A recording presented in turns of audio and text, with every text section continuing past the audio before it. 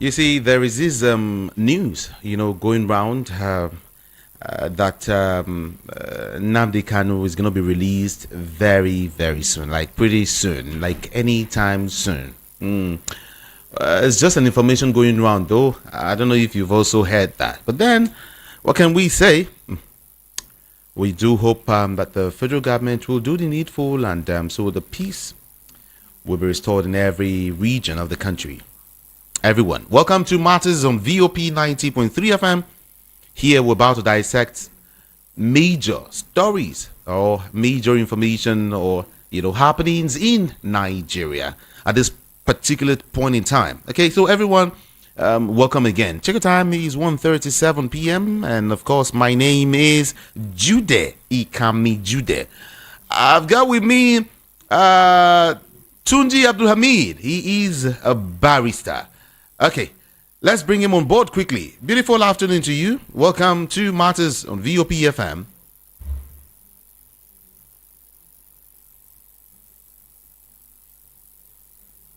Hello, Barrister Tunji. Are you there? Can you hear me? I'm not sure he can hear me.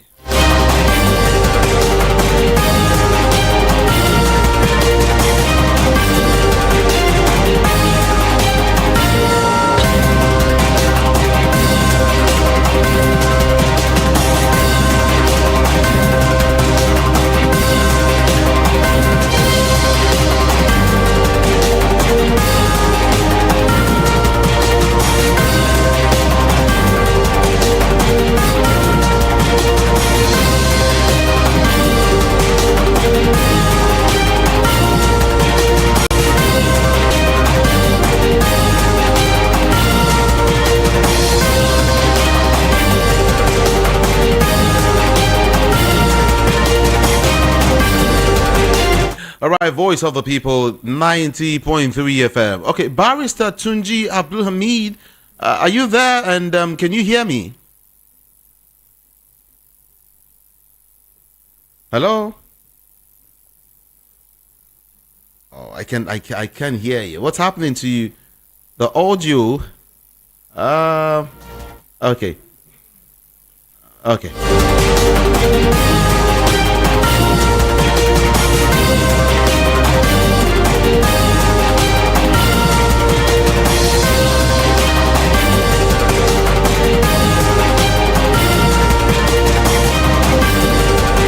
All right. Hello. Are you there? Hello, Barrister Tunji. Okay.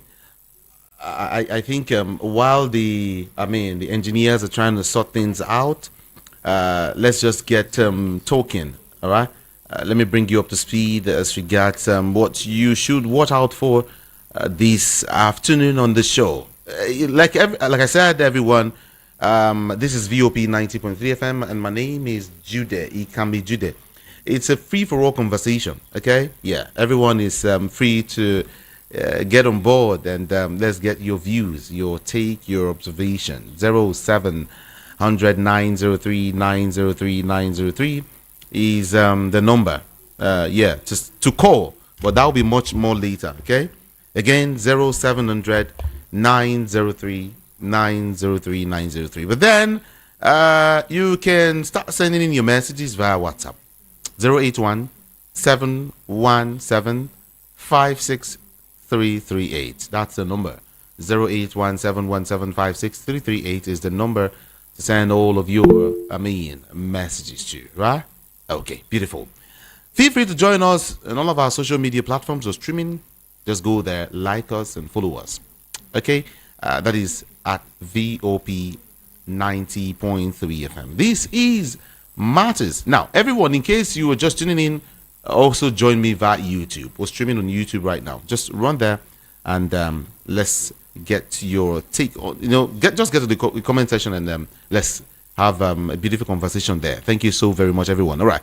Like I said, I'm with Barrister Tunji Abdulhamid, and he's just on the other side, and we're set to have this beautiful conversation right now. Okay, though we're having some glitches, right? Some people say, no be INEC, won't be this, or even INEC said to get them. Okay, Barrister Tunji, are you there now? Can you hear me?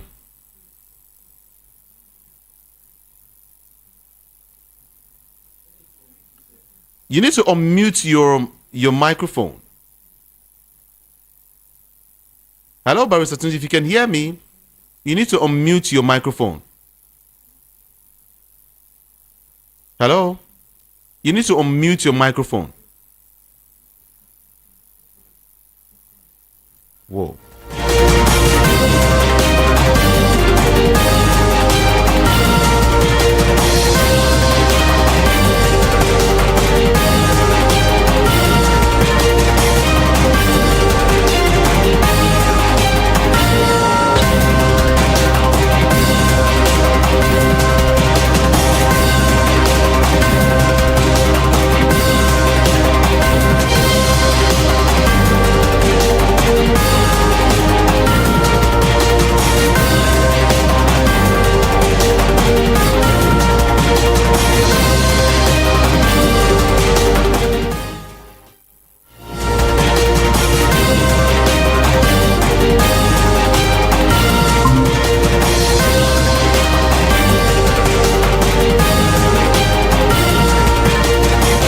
Hello, Bartolini, can you hear me? Hello, can you hear me?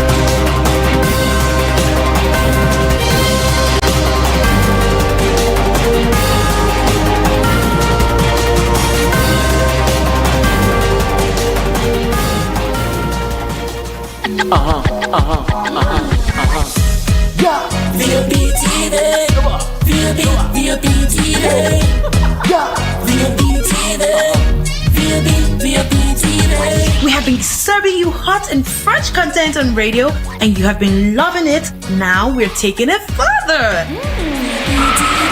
Catch us live on YouTube at BOP TV for all the juicy content you can't resist. Talk shows, exclusive interviews, news, lifestyle, and more. It's all about you. BOP TV, show up, speak up. In a world where about 8 billion people are connected by click, there's a new way to get connected. Introducing the all-new VOP FM website, where talk meet innovations. Get ready to be tuned in. I'm walking the bull. Tired of searching for the perfect station that matches your taste? Look no further. With our all-new easy-to-use website, you can now discover a world of conversations that resonate with you. Whether you're a fan of news, business, sports, entertainment, or the latest chart-topping jams to soothe your soul, the VOP FM website has got you covered. It's a one-stop destination for all your cravings. Experience seamless streaming with our user-friendly interface. Access our website on www.voiceofthepeople.ng from any device, be it your computer, tablet, or smartphone, and enjoy uninterrupted talk and news at your fingertips. www.voiceofthepeople.ng. Voice of the People 90.3 FM. Now you have a voice. There comes a time in the affairs of man when the voice of the people stands unique, constantly challenging society's status quo. 90.3.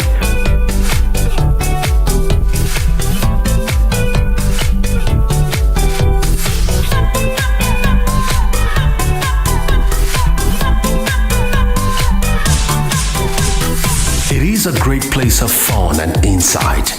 It is a great place of learning. It could be your school on radio. It could be your life.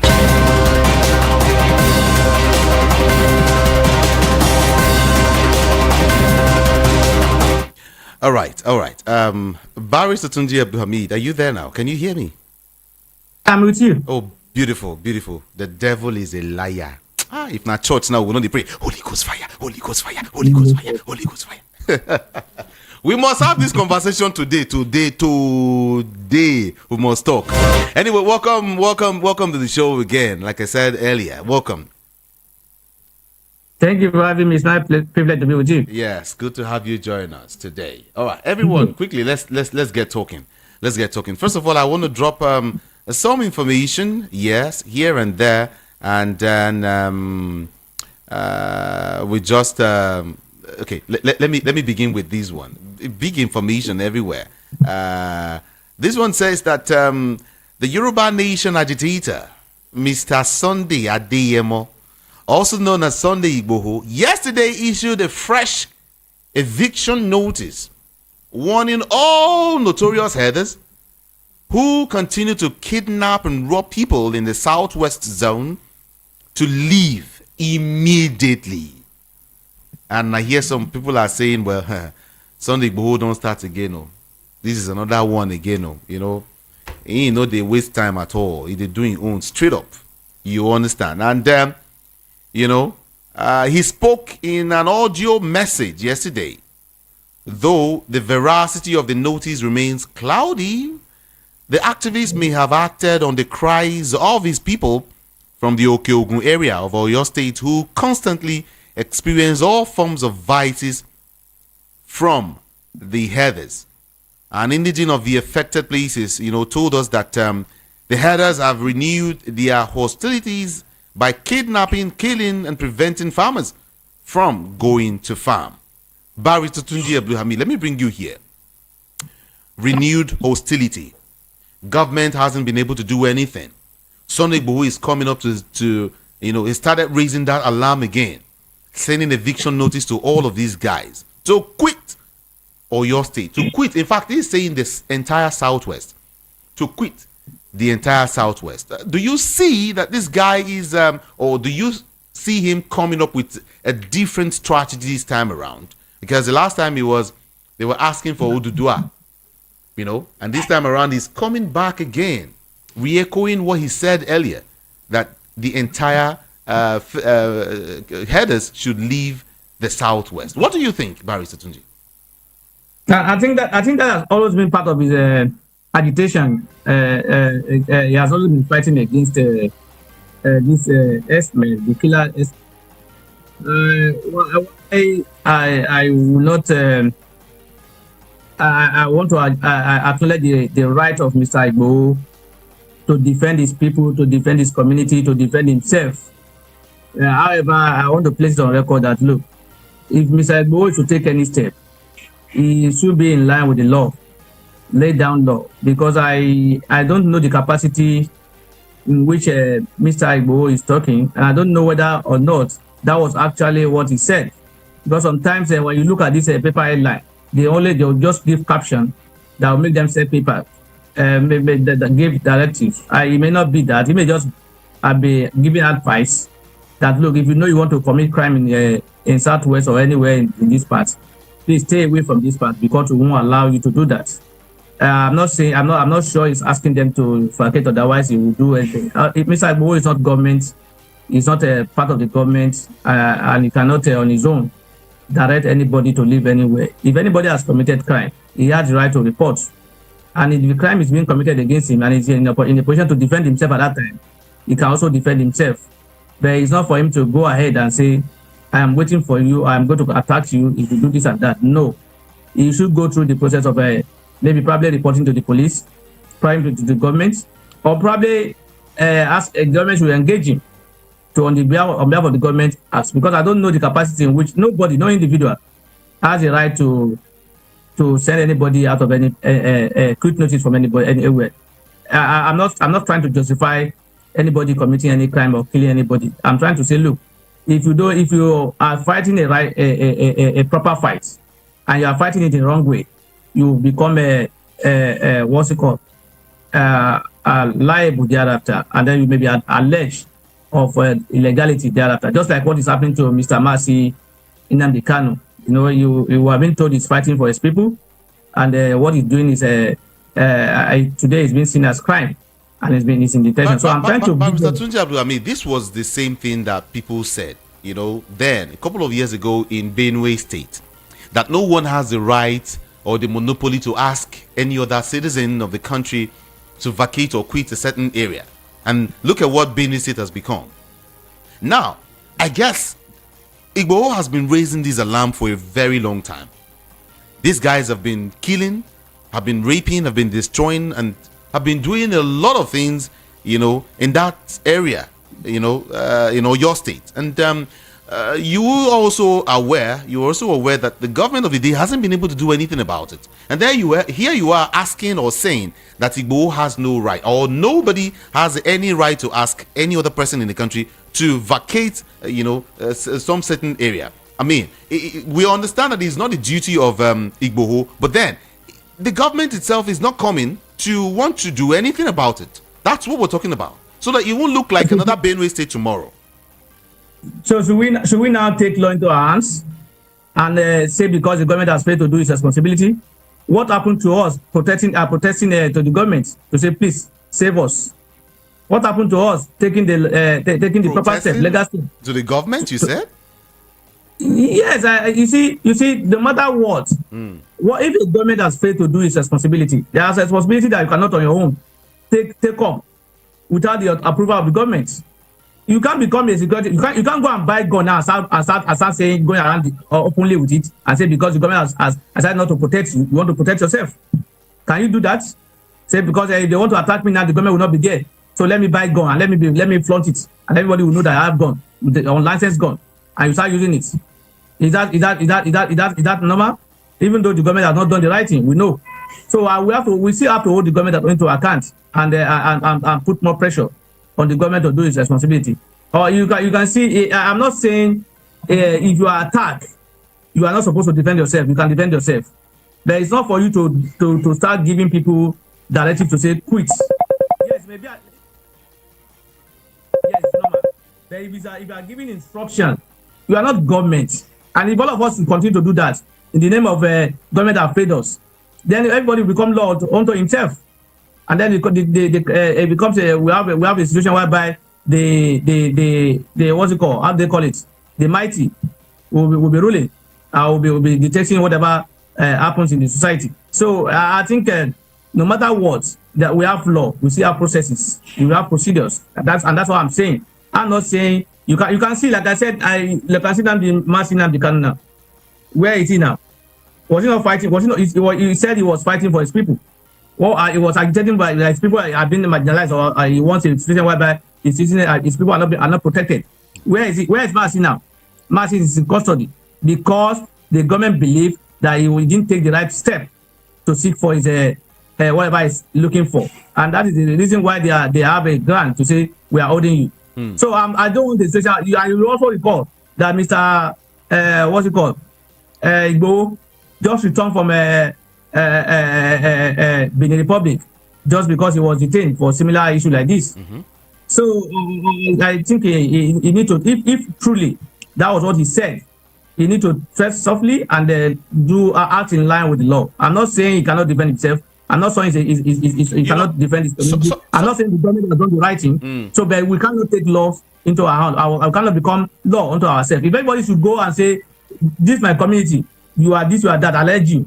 You should remember it's still an allegation. But Mr. All these things we are talking about, they are still an allegation.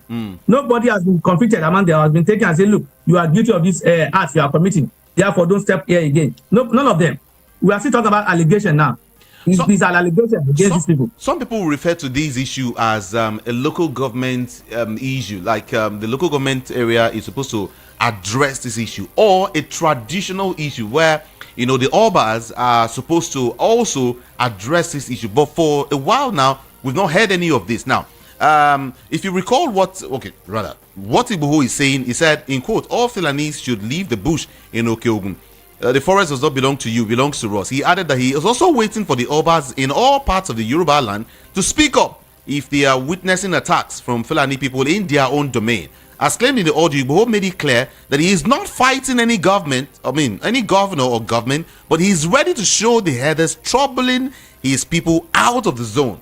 I mean, it's no, like, you know, for anybody to be said to for anybody to have a right, even government, for a government to have a right to say I should leave a particular place, I must be committing crime.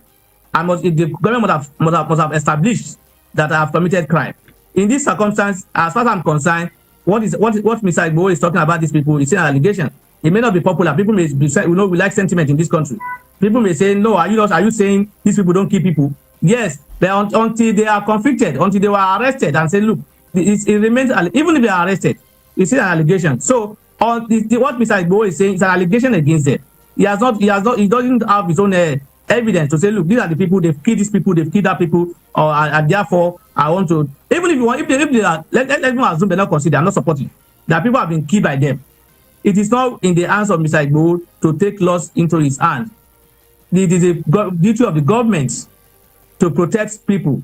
And when the government has failed, you see this kind of a thing. Yes, the failure of government is the reason why individuals are coming up to say, look, if the government cannot defend me, I will defend myself. But sometimes, if you want to defend yourself, you have to do it in line with the law. The law permits you to defend yourself in a way.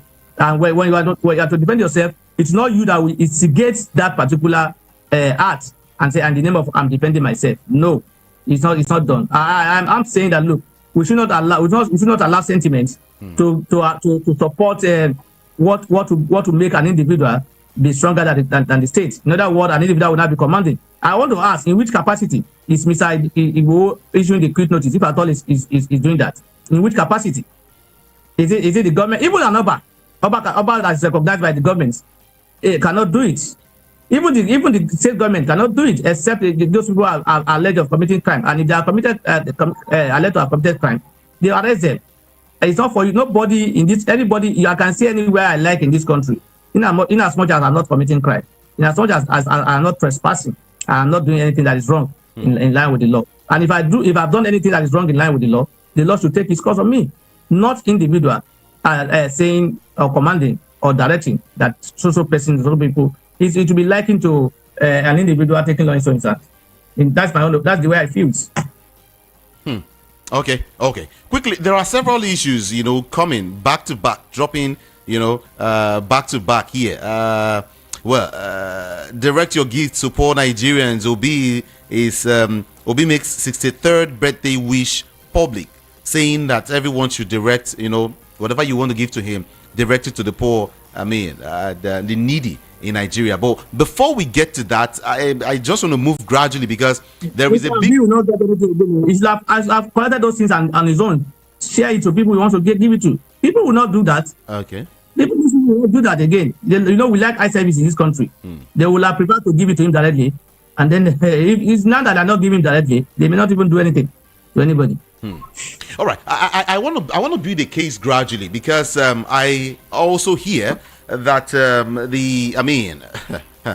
it's a big one though. The National Working Committee of the All Progressives Congress (APC) has written the President of the Senate, Godswill Akpabio, to ask the Chief Whip, Senator Ali Ndume, to resign from the party and join either the People's Democratic Party (PDP) or any of the opposition party. It's a big one here. Asking him to step down, or some persons will tell you he has stepped down already. As a chief, a whole lot is happening. And to recall that not quite long, Ali Ndume spoke against the president. You recall that? And now he is leaving his position, as the chief whip. What is going on, Barrister Tunji Abdulhamid? Maybe there's something that we don't know. Please, can you tell us? Is it leaving or is being advised to leave? I think I see that thing as that statement as sarcasm. They are just trying to tell him that, look, if you want to be an opposition, just go and be an opposition. You can't be a member of the party and start and also condemning the party.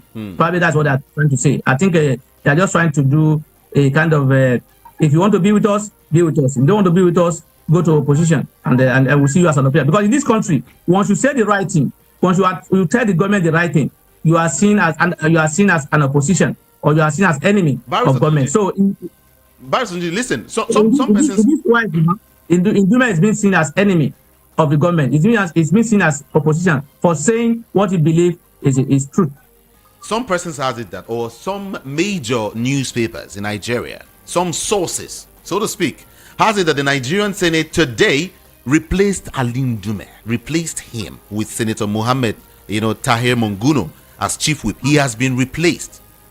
You understand? He has been replaced? The replacement follows a letter of complaint from the national chairman of the APC, which was read, by the Senate President, Senator Godswill Akpabio, during the plenary. Yes, replaced. The letter, which was signed by the party's national chairman, Abdullahi Umar Ganduje, and the national secretary of the party, Senator Sarujuddin Bahir, explained that Ali Ndume, in his capacity as chief whip, was working to bring down the country through his unguarded utterance. And so he has been removed as... By who?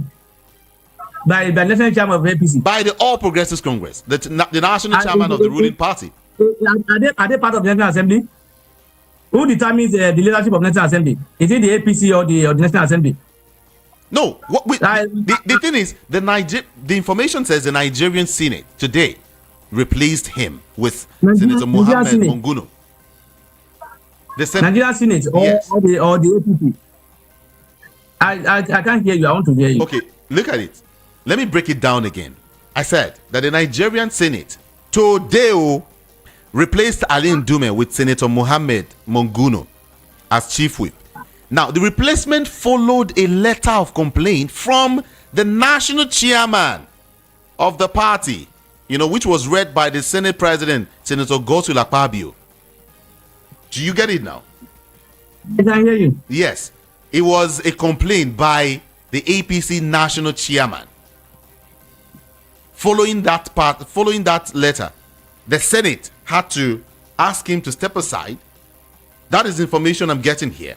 I'm trying to look at all other sources also.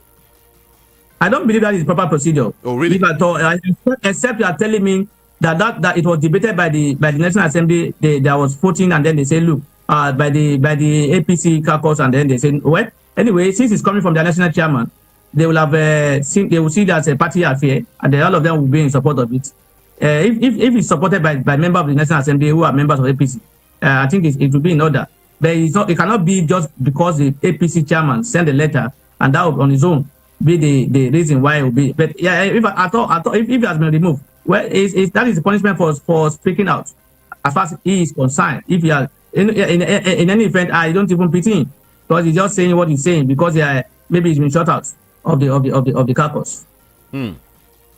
It's not because he's fighting for us. It's not because he loves the masses. Probably because he's been edged out of the game and he's trying to raise alarm. Several sources. But that does not mean we must not do the right thing. If truly the members of the National Assembly are APC in the National Assembly are not in support of it, or if they are in support of it, well, I think they can act based and they acted based on that. I think it should be in line with the parties or the National Assembly. The party can nominate and decide to say that, and that so be it. If there's no opposition from the party members. Several sources have also reported this same story that the Senate has removed Senator Ali Ndume as the chief whip and replaced him with Senator Tahir Monguno. Ndume's replacement by the Senate followed a directive issued to that effect in a letter written by the national chairman of the party. Now, where I'm going to is it because he spoke against the current administration recently? Is it because he said that the president is really not in charge? He doesn't know what is happening in House of Rock? I mean, what really happened? Would you say happened rather? We said that in that letter. What he did, if it's not stated, your guess would be my guess. Probably, he said what he said, and he has been speaking out all this while for a while, not about Nigeria, about himself, because he said they did not allow him to access the president. He didn't say he talks to the president about Nigerian issues. and then the president did not do anything, and therefore he's speaking out. But he's saying, although he's in line with him not having access to the government, to the president, to be able to tell the president the truth. So probably in that regard, I may say probably he's fighting for the people in court. That is the penalty for being a massive person. If you want to be a massive person, you have to also accept whatever comes with it. He wants to do well. But unfortunately, in this part of the world, when you speak the truth, you are seen as an enemy. We are seen as a opposition, and it's not good for us. We have the responsibility of holding government to account, particularly members of the National Assembly. They represent the people, and they need to speak to the government. They speak the truth to the government. They must speak out and tell the government the truth whenever the government is not doing the right thing. So telling the government the truth will not amount to opposition, will not amount to, as far as I'm concerned. But those in government, they see that's the way they see it.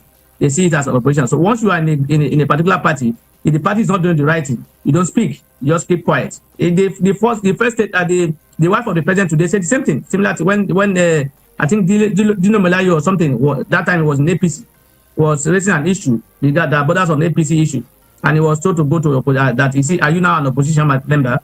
So it's normal for us in this country. Once you raise an issue that is germane or ask for accountability or transparency, you are seen as an enemy and you are seen as an opposition. It's infinite. Well, with the way it looks, it's as if all senators are in support. With the document I have here, the request was put to voice vote, by the Senate President, Godswill Akpabio, and it was loudly affirmed by all the APC senators, asking him to step down, asking him to go. I mean, we begin to ask, what is happening? What is happening, really? Politics. I told you, the last time I was with you, I told you that our party have their own, when we were talking about PDP having crisis, I say all parties, they have their crisis. That the APC are managing their own because they have the president. And most people who are even who have grudges against the party cannot speak out because of their thinking maybe probably they don't speak, or if they speak they may be punished by the party or the government, and that's why they are not speaking out, and that's why all of them are buffering whatever they have in their mind. So for me, it's everywhere. It's about politics. It's about politics. I don't. If it's been removed, it's been removed. It's not his father's property, and it's not their own inheritance. So any other person, it can be removed, and so be it. That is the what's it called for speaking the truth. One of the things is quite laughable though that Akpabio said in that letter is that he said that the party, he said that Ndume's complaints against or about the president Bola Ahmed Tinubu are becoming so unbearable. It's becoming, something else. It's becoming his utterances are not favorable to the federal government. His utterances are not favorable to the. All of them investigate or look at whatever he said to see whether or not he has a good point. Well, they will not look at that. They will be looking at, in this country, our president is almighty. You dare not speak anything that is not what's it called, in line with the government, the president thinking, or anything that would be seen as bringing the president down. You dare not say it. You will be in the bad book of the party and the president, and that you may even end up that may end your political career if you are not too powerful. And that's why you see most of these people sometimes when they are in opposition and they have one issue or the other, they quickly decamp to the ruling party to cover their what's it called, whatever they have. And that's why you see some of the people who are even PDP today supporting the current government because they have one case or the other in court. They want protection, and that's why you see what you are seeing in that regard. So I think we need to this is how we practice our own democracy, and we need to understand that now. But it's not normal. It's not normal. It's not normal. It is not. You don't speak the truth of power. They don't encourage people who speak. But unfortunately, it's happening because even the National Assembly are supposed to protect the people, see themselves as part of the executive, and therefore they must defend the executive whatever happens. And especially the kind of Senate president that we have today. The Senate president that we have today is a Senate president that will accept anything that comes from the that has to do with anything that has to do with the president. Is ready to defend it and ready to do anything in that regard. It's just I don't even know what to call the current Senate president. But I don't know whether there's anything beyond the overstamp. I don't know. Oh, you feel the current Senate president is just there and doing nothing? It's just there, just there accepting whatever they give him from the, especially if it comes from the presidency. No check, no question. But you know the duties of what we call the political hallelujah boys. You know their duties. They are not to speak against the master. It's unfortunate. They are to stamp whatever the master. No, it's unfortunate that people at National Assembly, majority of them or all of them, don't even know their power. They don't know why they are. They see themselves as subordinates to the executive. The Senate president and the president are equal. They are all head of organs. Okay. The president is the organ of the executive. The Senate president is the organ of the National Assembly. The head of the National Assembly. The judiciary is headed by the NJC, the Chief Justice of Nigeria. So they are all equal in terms of if you are following the law. But in terms of practice, the executive is bigger because he has the finance, and that's why they are all bending and seeing themselves as a subordinate to the president. You can check the essence of the National Assembly to checkmate the president. But what we see here is for them to even defend the president and the national executive. That's what they do at the National Assembly. They see it as a president cannot do wrong, and whatever the president is looking for, it must be given to him. They see granting whatever the president is asking for as patriotism, as supportive. No, you must ask question. You must ask question in the interest of the nation. You bring a request for debt for loan. No detail, nothing. They will not ask those questions. They will approve it, and thereafter there will be questions. Everybody will not be saying our law is a problem. No, it's not our law. The people who are there are the problem.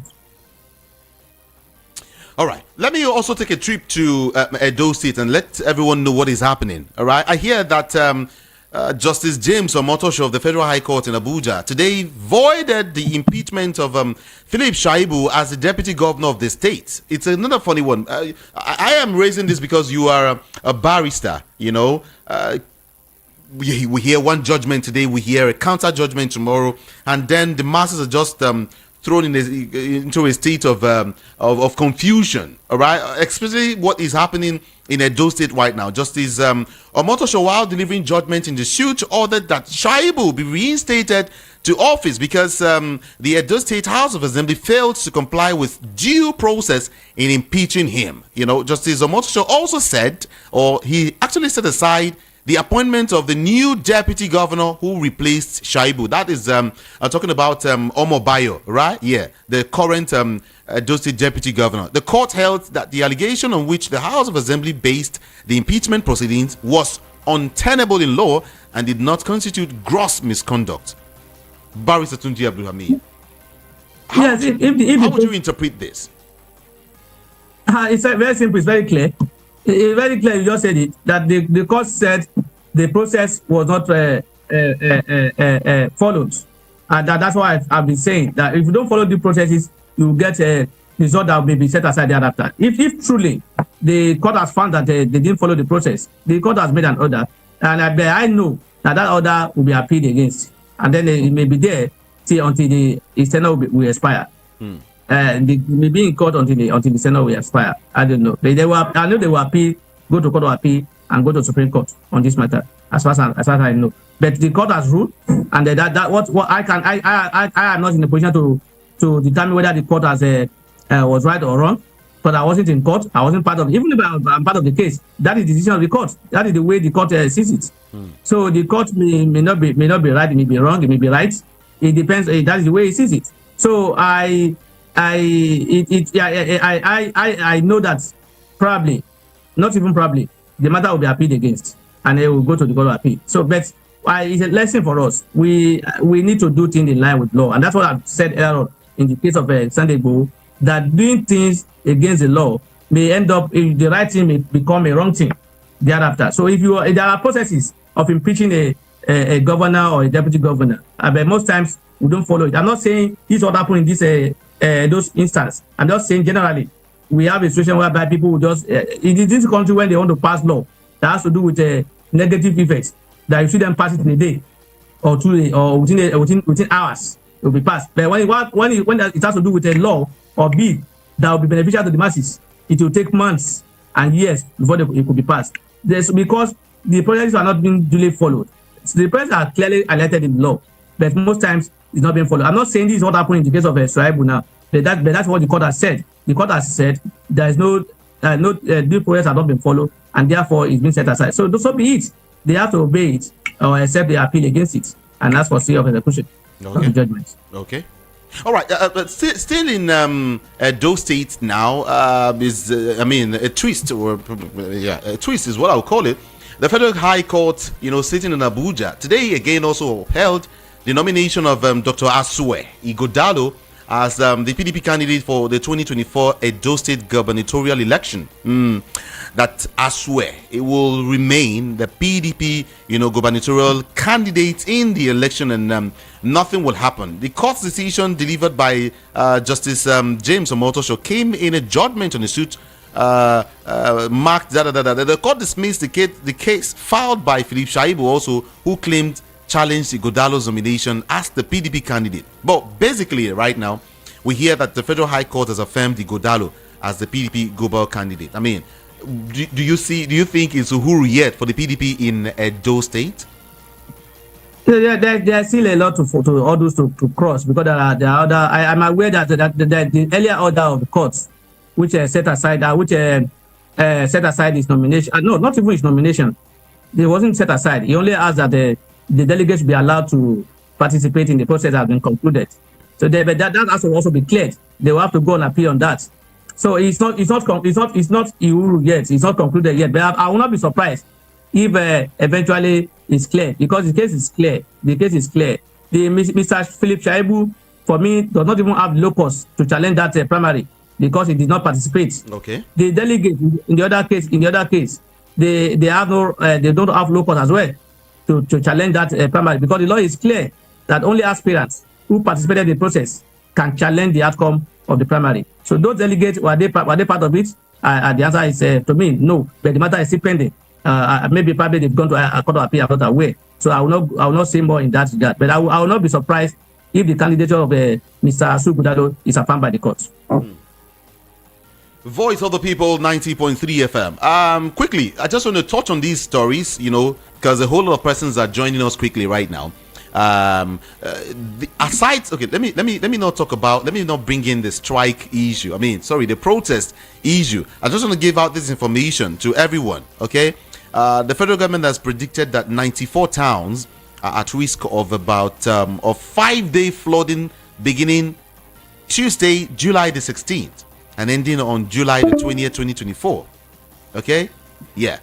So I just want you to be aware, though. The Minister of State of Environment, Dr. Ishak Salako, disclosed these, today. Salako said the identified locations and their environs would likely witness heavy rainfall that may lead to flood within, the prediction period. You can just a whole lot was mentioned. Adamawa, Anambra State, Bauchi State, Akwa Ibom State, Maiduguri, a whole lot there. All right. I hope Lagos and Kwara there. I'm interested in those two states. Okay, Lagos must do. Lagos must do. I'm not to confirm. Lagos. Yeah, thank the minister for giving us information. But again, what are they doing? Okay. To prevent this calamity they are talking about in Nigeria? Those in government who are supposed to find solution to issue often come out to give us information regarding the problem that we all know. But solution, what they are in government to provide solution.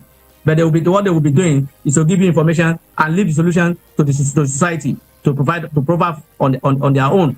And in that regard, saying that I'm very sure, I'm not aware whether steps have been taken now to ensure, apart from this information that's been given, probably the states are taking steps now to evacuate areas that are likely to cause this wala, to clear the drainages and other things that is causing a flood. Because our flood in this part of the world is not natural, it's artificial. So nobody should come and compare that the flood happened everywhere. It happened in US, it happened in this. Those are natural. Our own is not natural, artificial. We didn't do the right thing. We didn't what we are supposed to do Houses will be built on the right of way of water. Wetland will be acquired by the government and allocated to individuals and bid on it. And then when the consequences come, they will talk about it's natural. It happens everywhere. It doesn't happen everywhere like that. Our own is not natural. It's artificial. We block our gutters with everything. We block our roads with dirty. We don't clean our gutters. We don't do most things that we're supposed to do. Sometimes even when they pack the gutters, they left the debris outside immediately outside. So the second day or third day after, into the gutter. So I think we need to do more in terms of ensuring that properties are done to ensure that this will not happen. Because I do believe that our flood in this part of the world is natural. It's not natural. It's artificial. It's failure of government to do the right thing. Because the people will tell me, and those who are building on the wrong side, what is the role of the government? To enforce. What were they looking when they were building? What was the role played by them? All right. Some people will come again and say they find a way around it, that they behind the scene. Well, those behind who gave them those approval, where are they? They in charge? All right. Let's quickly sail because of our time. We hear that as regards the protests, everyone, August the 1st protest, the Northerners said the protest aimed to shine a spotlight on pressing regional issues and advocate for meaningful reforms. Yeah, the Northern Group, the Northern Initiative for Growth, has formally notified the Inspector General of Police at the Nigerian Police Force headquarters in Abuja of their intention to hold a peaceful protest across the northern part of the country on August the 1st, 2024. The Northerners said that the protest aimed to shine a spotlight on pressing regional issues and advocate for meaningful reforms. In court, they said that this protest is our democratic right to address critical issues affecting our region. They also stated a whole lot of things. But then, let me quickly bring you in. During the era, while the former president Muhammadu Buhari was on seat, Northerners did not join, or they did not protest. In fact, they did not join the enters. And here, they are eager, ready, available to protest. Some persons are reading something strange or something different in between the line, as being supportive or not in support of this current administration. Do you foresee that also? Do you see that the Northerners are really not, in line with this current administration? Gideon, this line of thought is the reason why most time nothing will succeed in this country if you want to fight for the masses. Okay. This line of thought, because most times when people are trying to protest and then they say, look, express their feelings, we put a sentiment into it, sentiment of ethnic, sentiment of religion, sentiment of politics, and this is exactly what will happen on that August 1st. Those who are pro-government will come and say it's because they are Northerners. That's why they are protesting against the Southern president. So you have already started. In fact, the protest is already failing by this position, because this is the position. This is what they will use to scatter the protest, because they will use the sentiment, and most people who buy into it because of their gullibility, and then the people who want to do genuine protests will not be able to do it. If the Northerners are not protesting when the Northerners is in government, what stops the Southerner from doing their own? So if it's the right of every Nigerian to protest whatever he likes. You don't dictate to anybody when it's to protest. So for me, I don't want to see it from that angle of because we have another president in place now, and that's why they want to protest. And when the Buhari was here, there was no protest. That is a failure for this protest we are planning, because that is a grant upon which the protest will not succeed. They will use that particular sentiment, and people will buy it, and then they will scatter it. And then, in fact, the police will even say there are two different agitation, and therefore there might be crisis. So they will not allow anybody to protest, even though it's not within their rights. Some Nigerians have actually opined that when it comes to hunger, nothing can stop the citizens from protesting. That this one is hunger that can kill. Not like that's why I said I will not go in line with those thoughts. of when Buhari was there, they were not saying anything. It's just their choice. No, I am addressing the fact. I am addressing the fact that you said that the protest is failing already or might fail, and some persons also have mentioned that the protests might not hold. I mean, it might just be. If we have this mindset, it will not succeed, because people from the southwest or so other places will be this will be sold to them, and they will be ready to say, "Look, we'll frustrate it. We'll not allow it to happen." That means you only see the protest only in the north, and that will be all, and it won't have that effect on all part of the country. So if anyway, I'm not going to join in that sentiment of people not fighting when somebody is in government, and when another person is in government, they are talking. It's their right to talk whenever they want to talk. I want to also bring to your notice and to every Nigerian watching or listening to me right now that the Nigerian labor is also threatening their own. It's also threatening. They are also threatening They've threatened to shut down the country for a month, 1 month. In protest against the plans by the National Assembly to deregulate the national minimum wage. Did you hear that, Barrister Tunji Abdulhamid? They are working assiduously, to plan a 1 month protest. The NLC. It don't finish now. If this happened, what do you think? Without protest succeed, that is the problem. Are we going to see will it see the light of the day? Will it happen? I don't know whether we can even do 1 week protest, talk of 1 month. I'm not sure. They will start today. The next day they will call them, and that will be they will suspend the strike. That is their system. That's their pattern. Don't forget that the last protest was hot, where for how many days? Airports were shut down and everything before the presidency had to call. They planned it for how many days? They planned it for how many days? And it was done for how many days? They planned it for 3 days or 2 days, and it was done for just 1 or 2 days, and it was called off. But what they are asking for has not been achieved. They are still waiting. What if they continue with that same enthusiasm? Continue with that strength. No, I'm not blaming labor. I'm blaming people whom labor say they are fighting for. You see, Nigerians, we love comfort, and we love people to fight for us. And when those people are even fighting for us while we are in our comfort home, we'll be bringing out errors in what they are doing. What we are supposed to participate in, we are not there. We are inside our own house enjoying ourselves. Yet we'll be drawing plans for them. Say they are not even white. They don't even know how to do this protest. Why would they? And that time again, people brought sentiment of they shut down the national grid. We are put in darkness. If not for that national grid that was shut down, do you think that protest will have any effects? People may not even understand. And this same national grid that we are talking as if it's always not shutting down by itself. We are told it's a crime to have national grid shut down. The national grid was last week or so, or some days ago, was said to have collapsed. Who has been taken to court for economic sabotage?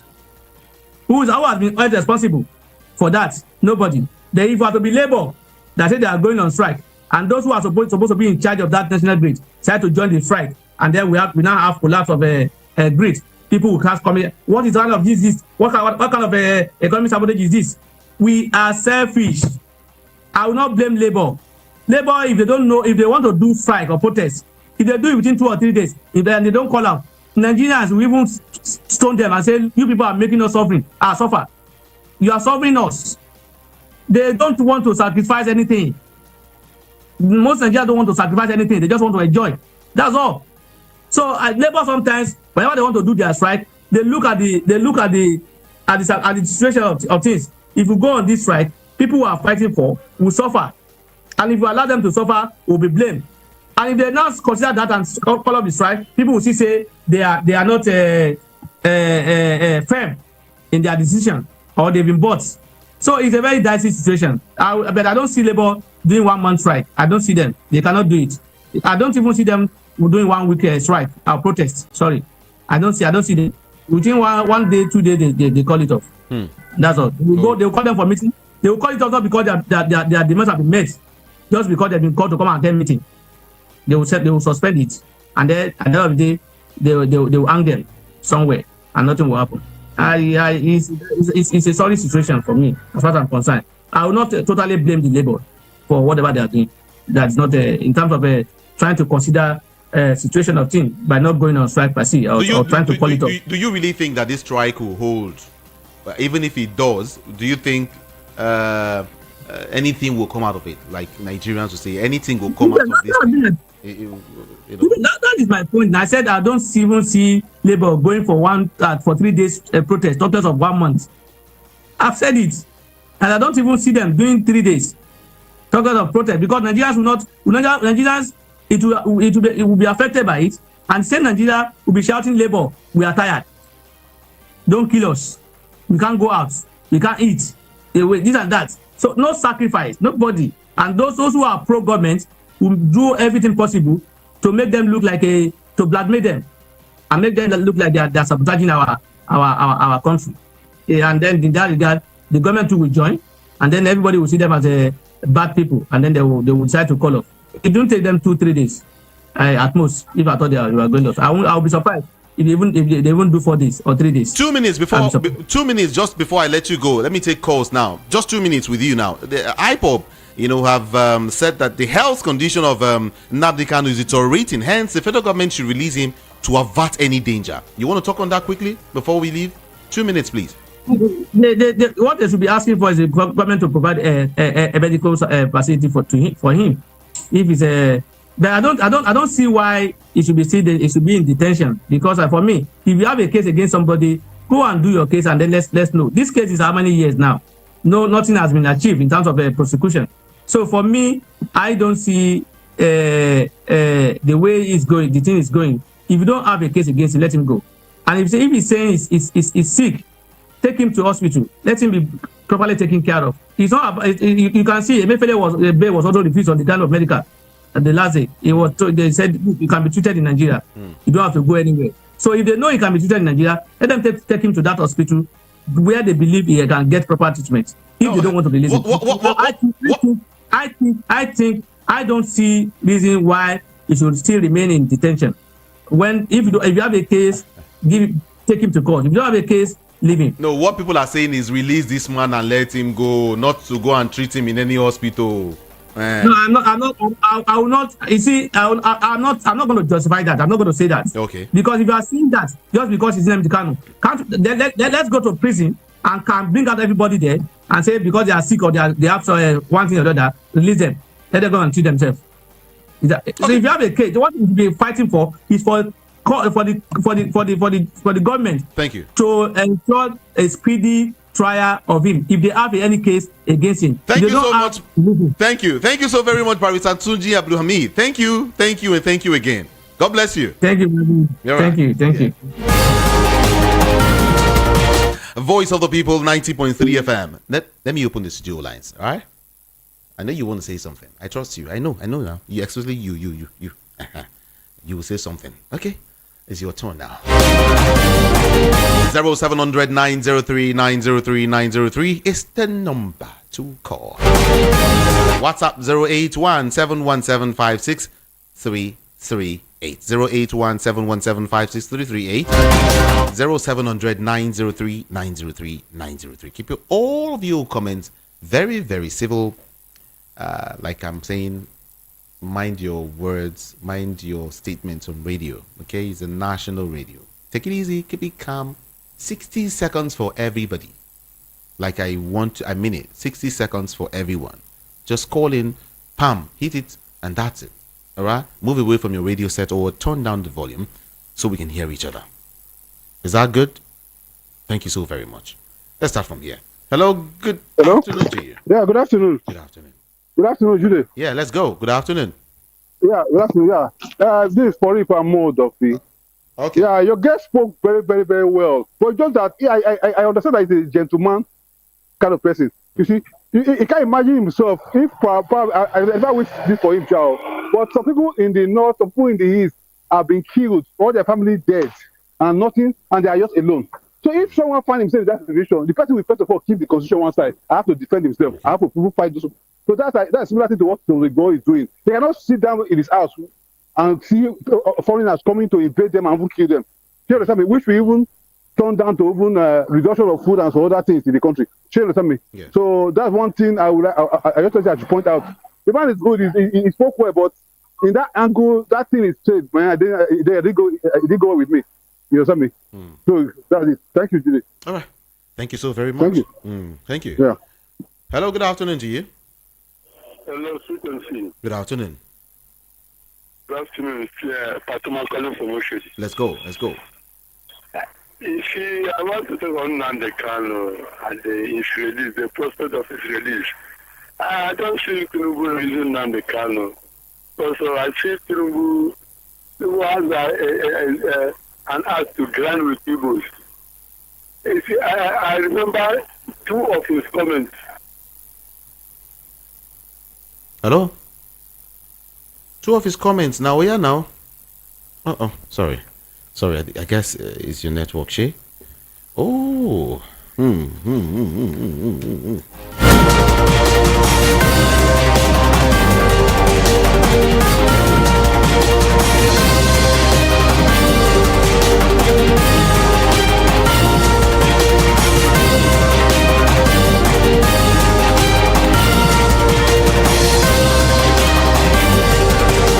WhatsApp 08171756338 is the number to send your message to, okay? 08171756338.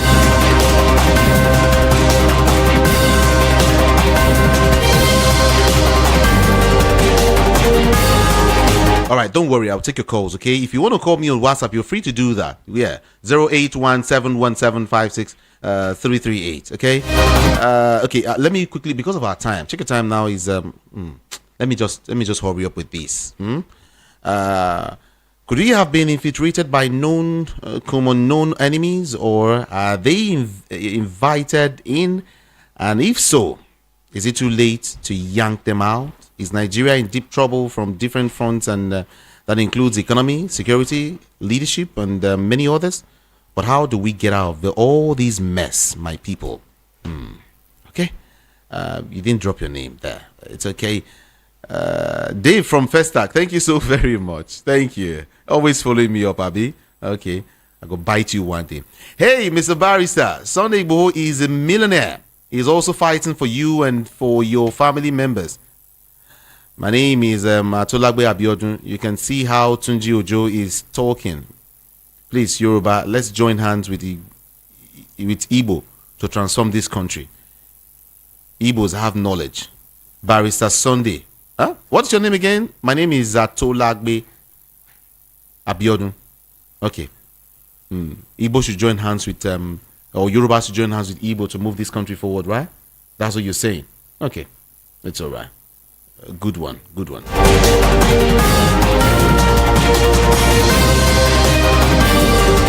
This is VOP 90.3 FM. They should first issue Ali Ndume a query before taking disciplinary action against him. We are under democratic rule, not military. The decision taken is very harsh. Queen from Oshodi, very harsh, in a hurry. Only God knows what they happen for that area. I'm telling you. I want to know what your rate is for what's that? Okay. Let me just do this for you quickly.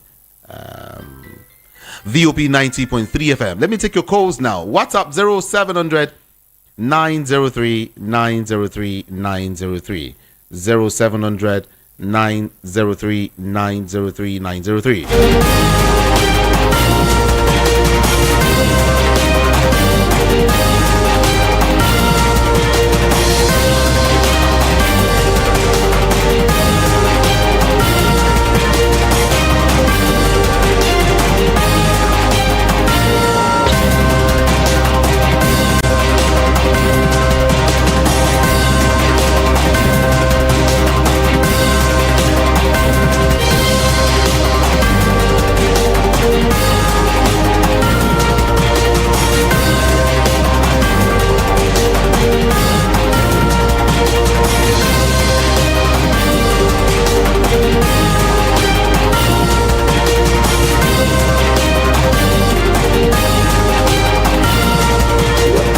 All right. Hello. Good afternoon to you.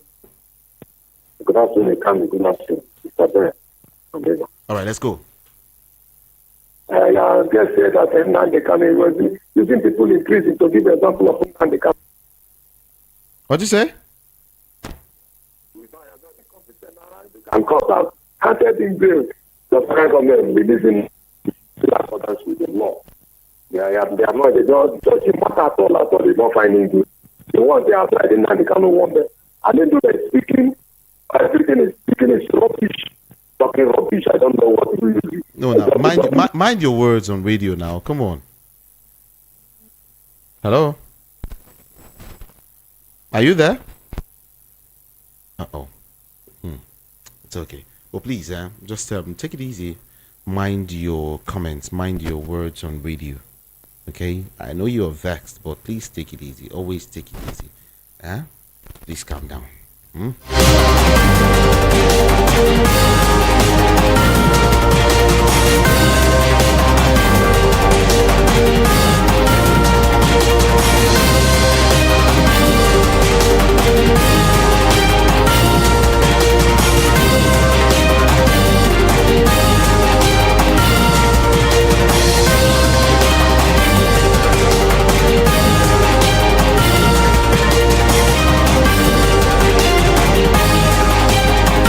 Okay, 0700 903 903 903. WhatsApp 081 Yeah, that's our WhatsApp number. Just get through to me via WhatsApp. You can get through to me via WhatsApp. Okay. Yeah, that's it.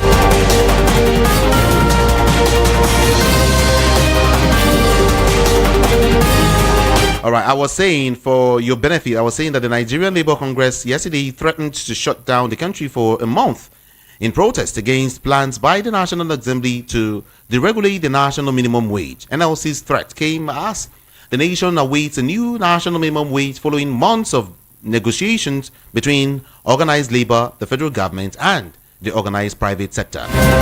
NLC President Joe Ajero declared the position of the union while speaking on the sidelines of the 67th Nigerian Employers Consultative Association annual general meeting that was held in Lagos, in the city of Lagos.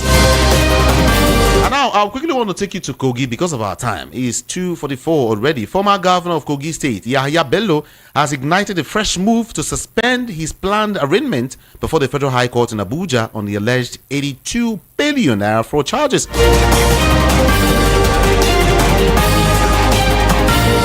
Bello, through his lawyer, have asked the Federal High Court to stay proceedings.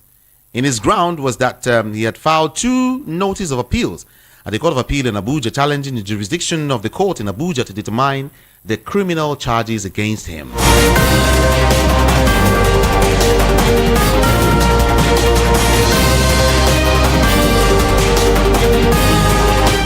Hello, good afternoon to you. Hello, good afternoon. Are you there? Hello? Yes, we can hear you. Good afternoon. Hello. Good afternoon. I love your program. And I pray for you that God will protect you and bless you and bless that station and lift it up to the higher level in Jesus' name. Amen. That is why I call you. Oh, beautiful. Becoming Jide, you are going higher. Amen. In Jesus' name. Amen. My name is Prophet Segun Owolabi. Thank you. Thank you so very much. God bless you. Thank you. Thank you. Yeah.